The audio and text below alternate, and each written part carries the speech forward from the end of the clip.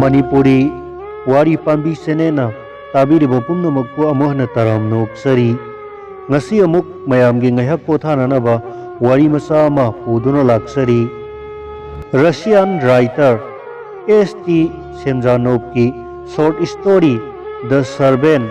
Minai hairiba wari masa si mayamgi damak ngasi khodol tamjannabgi damak puduna laksari. Wari masa si amuk ngaihak thaminaduna awa pothaminarasi.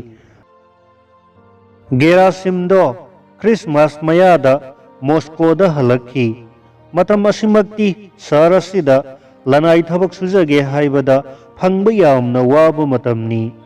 mipum khudingmak Christmas ki khudol pot lainana ba honabada khwaidagi hanthaba thabak oirabasu sujage haiduna koithi thinaba matamni sayol ahum chupna laumi masa Gerasimdo thabak sufam amatang thirakpase kanaba phangdare thabak amata phangba ngamdare mahakna magi khunggangdagi lakpa mari matasing amadi maruk mapangsinga punna laiminarami mahak masamak awala pa yamna laiba ka hena lairaba mioi ama oidragasu magumba mapangal fariba naha amana thabak phangba ngamdaba haibase masagi thamoyado isak piksalakpagum tawrami. Gerasim yamna pikpa nupa masa ama oiringaidagi Moscow da adum lairakle angang oiringaidagi hauna mahak yu sungpham amada likli samthok samsin tawbagi thabak surakle madugi matungda yum amada khara hanthaba thaki minai oina thabak engkhang surakle haukiba sahi aroiba aniado lalol itik tawba nupa amagi makhada thabak tawrambani hairiba thabak ado haujik phauba adum tawramba yabani adubu marakta magi khunggangda langi tawpham thokpa mathau ama tawdaba yadabadagi chatlure adum oinamak mahak landadi habikidre khunggang aduda laiba haibase mangonda hainadre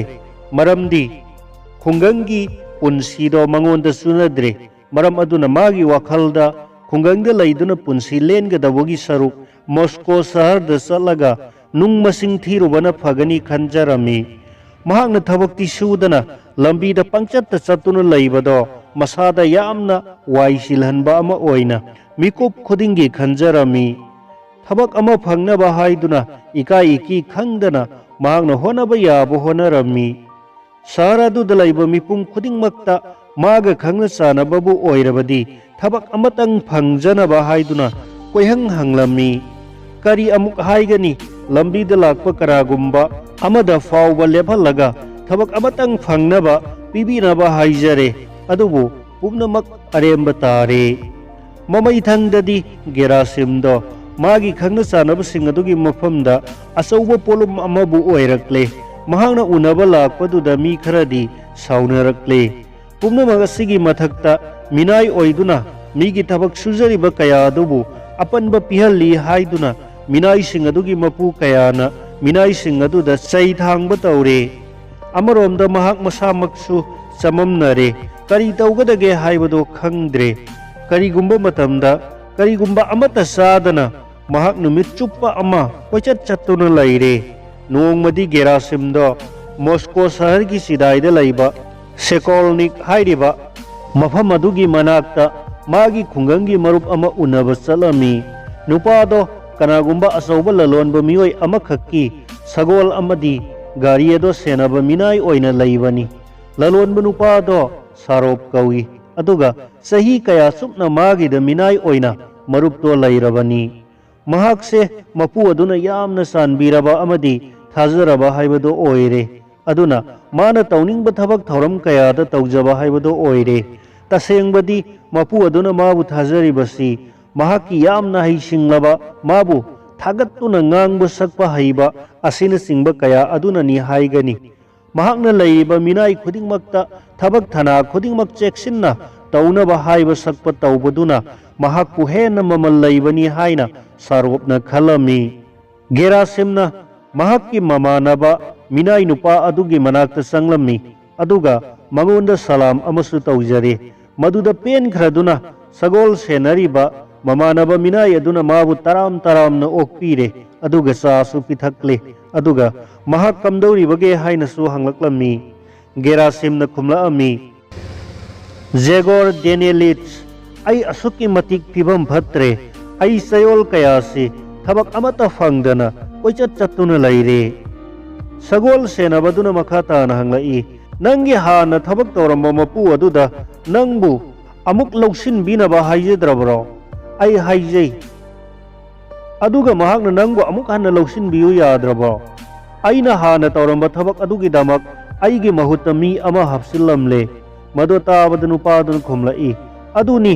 nakoina ha oiriba singna tawribasi nakoina kanagumba ina kaira khunba amagi thabak thana su nomduna lairure aduga thabak tu thadok ningba matamda hekta thadokle karigumba amuk halakke hairagadi halaknabagi mawong ado fajana thamlamde halaknaba lambi ado nakhoina laikom thomjinduna thaname aduna mapu adugi thabak tawbu matamda fajana tawduna makhoina nakhoigi su khalhangadabani adum tawragadi nakhoina matam khara potharuragasu amuk hanjinbada yadaba tawroi aduga nangi mahutta atopa mi haplure hairagasu nakhoina fana tawramlagadi anauba mi adubu lauthoklaga nangbu amuk hapchin biramgadabani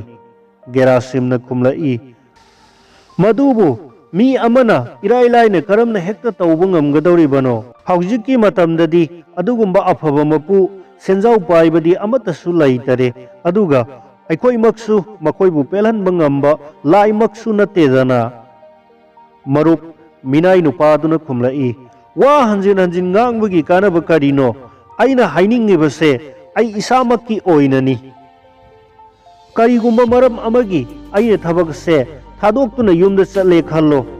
aigi mapu sarokki wa ngakta nate aina halakpa matamda wahai amatang phawba ngangnadana ai hanjenjarage haibada mapu aduna haraujagani adumna taw haibanine Gerasimdo mamai luktana famduna lai mana ure magi marupto napan tawri amadi sauthokli mase mabu pelhananaba tawribani haigadra natraga mangonda senja thumja tawhananabani haigadra khangdre aduna mamai thangda mana hairai madu ai khangi adubu nahakumba mi ama phangba haibase tarai tarai de marup Zegor Danielits nangna lairaba thabak suba mi ama oiramlabadi nangi mapu sina nangbu sahi tarani thoi supna hambiram loi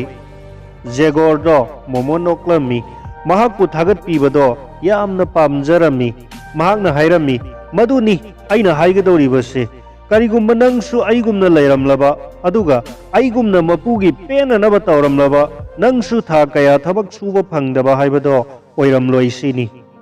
Gerasimna paukhum amata piramde matam aduda Zegor do mapu aduna kauraklami mahakna Gerasimda hairai miku mukta ngairammu ai thuna halakke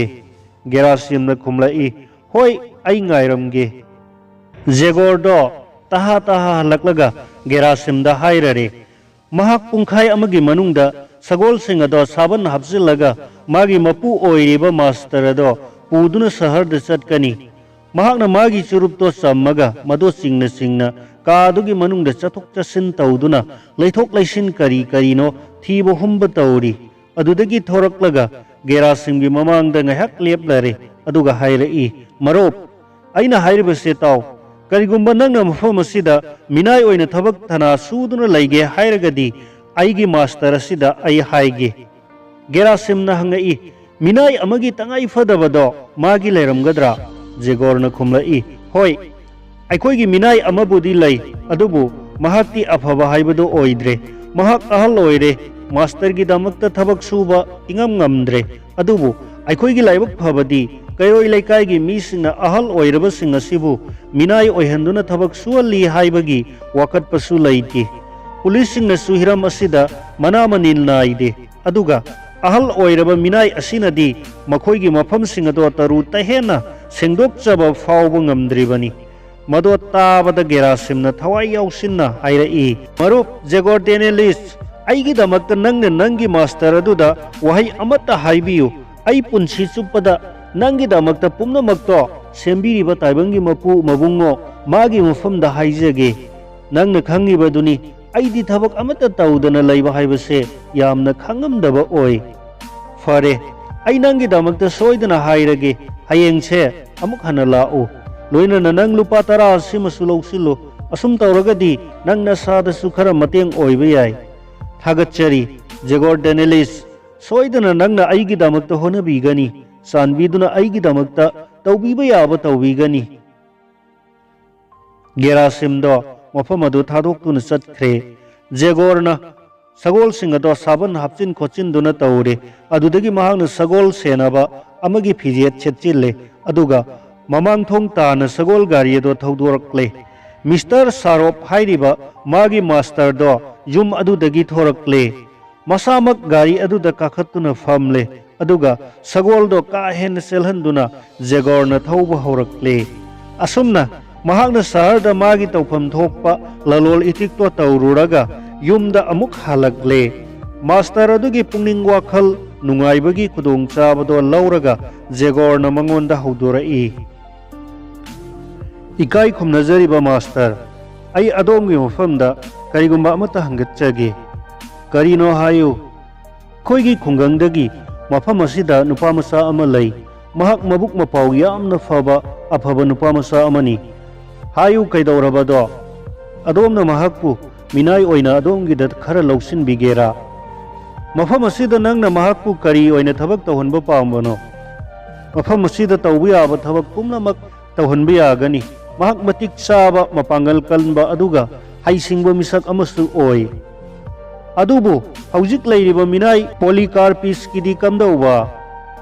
master mahakpu karida faribage mahak ahal loire mahakpu thabaktagi lauthokkhibagi matam chap chare adubu madu fajaba thabak oiroine mahak sahi kaya sima aiga loinana laiminare aduga maram amata chadana aina mahakpu hekta chalankiba haibase faroi fare sahi kaya se adomgi damakta mahakna thabak se surakle haina laurasi adubu mana suriba thabak sidi karisunate thabaksu isu sudana tolopta lauduna lairabani mahak masa ahal oirakpasigi damakta masana khangna seljam mama tungsin jakrabani seljam mama tungsin khre haiba mahakna bu karamna karidagi tungsiliba male masida lairibase mathanta nate magi nupi lairi imung manung lairi makoi singa do chaba thakpa tabani pumnamak se mahakna thaibani ne magi nupi su sen talibani nungthil chupa migi kolik wairam sengmana singba tawribani makoina ahal oiraga chanaba matik chana tungsinuna thamme haiba adomna karigi damakta Polycarpus amasung mahagi nupigi damakta aduk yamna khanbiribano tasengna hairabada mahakse kanadraba minai amani karigi damakta adomna mangonda sel thajaduna manghangadoribano matam chana mahakna ul amakta kothokte aduga achumbani haibasu amata taude aduga numidang yum sangbagi mathau piragasu ahingda yamdrabada 10 rakti suramani mahakna lona nanthokuna leithokhibase maramdi ahal oirabanina ka hena ingbado mahakti khangba ngamde adomna khangbigadaba amana nongwadi adom police ka mayoknaba soiroi inspector na tha mari gi oina yengsinba lakpu matamda aikhoida soidana tainarakani matam aduda Polycarpus kidamakta adomna daita pubibado yanaraktaba yai adubu mana aigida lairakliba sahi 15 bu helakadore magi ahal oiraklaba matam asida asumna maram amata pidana mabu chatkhro haibase fajadaba lichatni haina lawi tasengbadi masimakti tawhaidaba papni haina lawgani Jagorna khumai papni haiba karigi pap oigidoriba magi mafamda adomna mangnaba karimata su tawdana mahak kaidonungda su sara heloi mahak sarkarna thamliba ahal oiraba singi yumda maraina sasakhisunu madumakna mangonda hena su phagani masagi ahal oiraba matamda ingna signa laibabu fangjagani Saropto mabukningda karigumba khara phaurukpagum tawi mamai thangda mahakna hairai fare nangi marupto mafam asida purao mahakna kari kari tawbu ngamage haibado yengage Jagorna hairai sar mahakku soidana lausinbiyu ai magi damakta yamna nungaitrabani mahak yamna phaba mini sangkhraba matamse mahak thabak amata phangdana kuina lairaklabani aina khangjai mahak thabak pumnamak ningthi jana tawgani अदुगा अदोमगी थौगल बेभार कईमत कायरोय यामना थाजना खुदिंगमक तौगनी लानमीगी थबक अमा तौफम थोकप तौगनी हाइदुना मखुंगंगदा चलुबदगी मागी हाना तौजरंब मिनाय ओइबगी थबकतो थादोकलुबनी नत्रगदी महाक्की मपू master अदुना माबु कैदौनुंगदसु थादोकलमलोइदबनी मथंगी नुमिदांग वायरमदा गेरासिमदो अमुक हना लाक्लमी अदुगा जेगोरगी मफमदा हंगलक्लमी नंगना अइगिदमक्ता कईगुंबा खरा तौबीबा ngamlabra marup जेगोरना खुमलाई होय करीगुंबा अइना तौबा ngamni हाइना अइना थाजरे फरे अहान मजा सा खरा थकमिनखिसी अदुगा अखोइगी मपू अदो उनसी गेरासिमगी दमक्तदी सा थकपदो फावबा मंगोंदा खोइजंगद्रे मागिदी अथुबदा वारेप अमा लौथोकपदो यामना पामलमी अदुबो नुमित अदुगिदी जुम्बुगी मसक ओइरिबा जेगोरगी मफमदा नोलुकपा उत्तुना महाकना फमथरे सा थकमिनरे अदुगा मखोइ पुन्ना मपू अदो सारोपतो उनबा चटमिनरे सारोपना गेरासिमदा महाकना हाना कदाइदा लेरमी अदुगा करी थबक तौरमी हाइना हंगलमी अदुदगी महाकना मंगोंदा थबक खुदिंगमक तौबा याबा मी अमा ओइना नेक्लगे मदुगिदमक महाक सेम सारो अदुगा मथंगी नुमित्ता लाक्लगा थबक पाइबा हौरो हाइना ताकपिरमी गेरासिमदो अफबा लाइबक अमा मंगोंदा लाक्ले हाइदुना हराउजरमी असुकी मतिक महाक हराउजरमी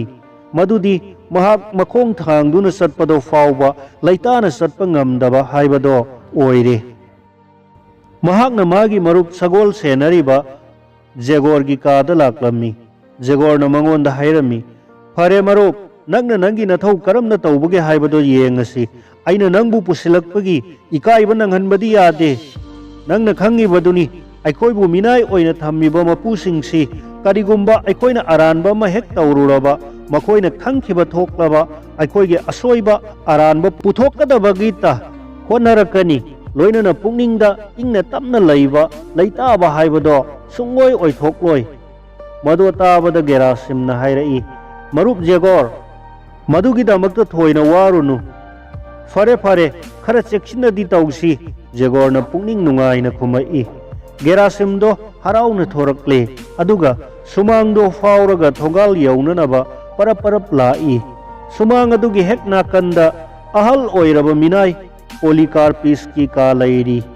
का अदुगी थोंनाउ फावदुना थक्तोरक्पा मैंगाल अदुना गेरासिमगी चटलिबा लंबी अदुदा तारी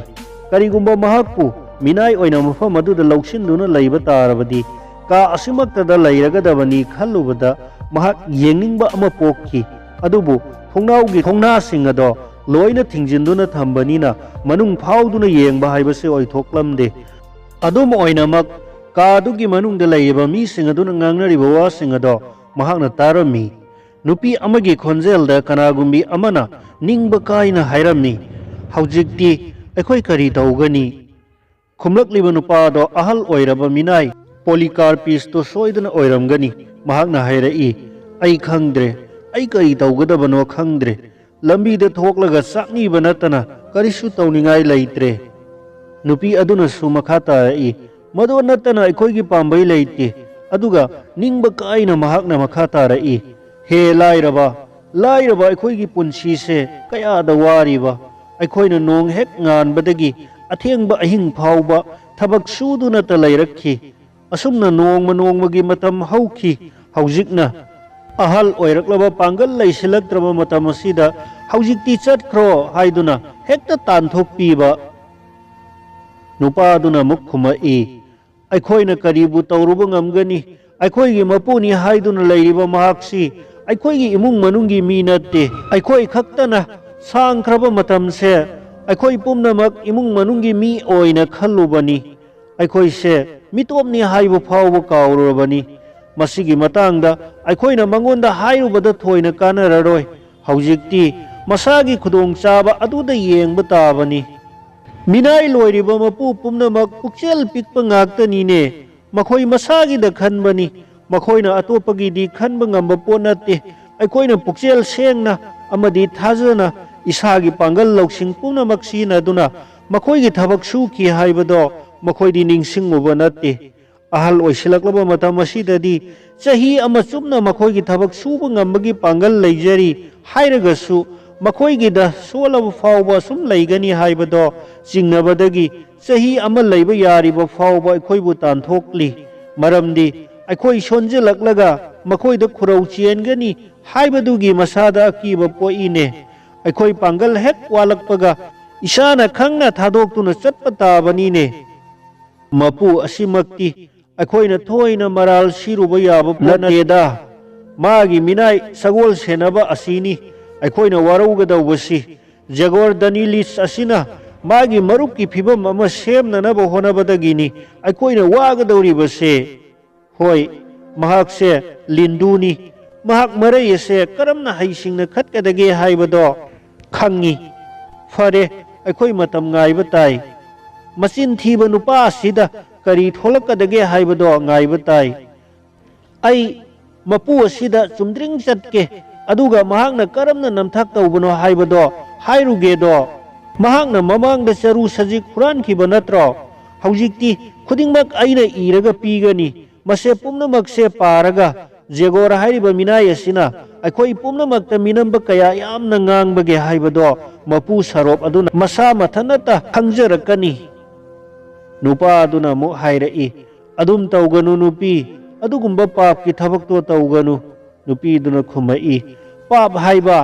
अइना हाइरिबा सिबु चुमदब्रो आई खंगी अइना हाइरिबा पुम्नमक असुंबनी आई पुम्नमकसे मपु अदुदा लोइना हाइदोकनी महाक ममित मंगना खुदिंगमकसे उजसनु करिगिसु उरोय अखोइना मसे हौजिक करिगी तौबा ngamloi अखोइ हौजिक कदाइदा चटकनी महाकना अखोइबु मांग ताखल्ले महाकना अखोइबु उमांग मंगल्ले असि हाइरगा नुपी अदो हिकने हिकने कपख्रे गेरासिमना पुम्नमकसे तारमी मसिमकना मागी थामोइदा थांगसांग अमना थिनबगा सब मानख्रे महाकना मसिमसु खंगले अहल ओइरबा मियोइसिंग अदुगी मफमदा महाकना चाउरबा लाइबक थीबा थौदोक अमा पुरक्कदौरी मसे खल्लुबदा मागी थामोइदा चैना खोल अमा फाउरई मफम अदुदा महाक थवाई वाना वखलदा लमांगनरबगुम मतम सांगना लेपतुना लैरे अदुदगी ममाई लैथोकलगा मागी मरुप सगोल सेनबदुगी कादा अमुक हलकले महाक अमुक हलकपदुदा जेगोरना खंगाई खंगजिन ओइना हाइरई कैदौरे मरुप अमुक हलकलबदी पोट काउरंबा यावरब्रो गेरासिमना मरई लोनबा मी अमगी मतौगुमना मतत मतत हाइरई नत्ते अइगे पोट काउरंबा लैते आई अमुक हलकलिबसी ताव अइना अइगिदमक्ता होनबीरिबा नंगिदमक्ता ngamkhai leitana thagatsari marup aibu nangna taram taram tawikhiba nangna aigidamakta thengnabikhiba khudongchadaba kaya madugidamakta aina nangbu tasengna thagatsari adubu ai mafam asida thabakti tawba ngamlaroi madu tabada jagordo khangboy kariboi tawduna khanglau laurai kari haiba nangna hainingibado karino kaisu haiba natte marup आई मफम असिदा थबक तौबो पामद्रे हाइबनी आई अतोपो मफम अमदा थीरुरगे नंगना हाइरिबदो आइसे अपंग बसीरगे हाइरिबरा वखल याउदबा नंगना मफम असिदा लाक्पिरगा अइंगोंदा आइगिदमक्ता अमुक्ता होनबियु तौबिबा याबा तौबियु हाइदना कयारक हना हाइजखिबा नत्रो आइनसु हाइनबा याबा हाइनरुरे हौजिंगना नंगना याद्रे करमना हाइगदौरिबनो फत्तबा मी नंगना अइगी थाजबा इकाई खुमनबा पुम्नमक मांगनगदौरी मदुगी पाउखुम ओइना गेरासिमना कईमता हाइनिंगाई लैत्रे इकाईबना मसागी कुसुदो ngang sille mamai lukthaduna laire jegorna tukuchabana mamai laithokre aduga makhata na karimata hairakkhidre adudagi gerasim aduna magi tupiado tapna laukhalle aduga kaado thadoktuna chatkre mahakna sumangado taha na lanthokre adudagi konthong lanthorktuna lambi tare mabukningda yamna haraujaba aduga loinana magi thamoyedo yang bagum tauki mahakna khanki haujikti ahal oiraba minai olikarpis ki thabak adudi mahakna munbadi tauraroi asumna nungaina atopa mafam kayada satuna thabak thirurage haiba wakhalda